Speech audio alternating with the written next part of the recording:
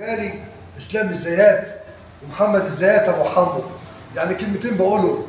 عايز لحمه نظيفه، عايز تاكل اكل نظيف، روح عند اسلام الزيات وحمو الزيات ابو زياد.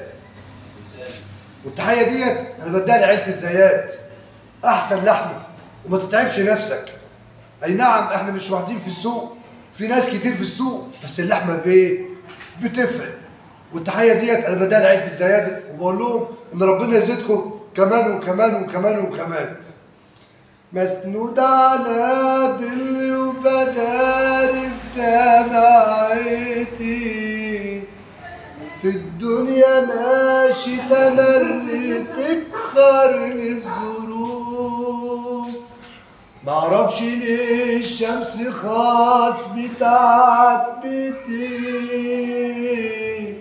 وكأني عامة في وسط ناس قدرت تشوف. ظلموني ناس فكرت هكسب قدام، ناس عشمتني بأرض مفروشة بحرير.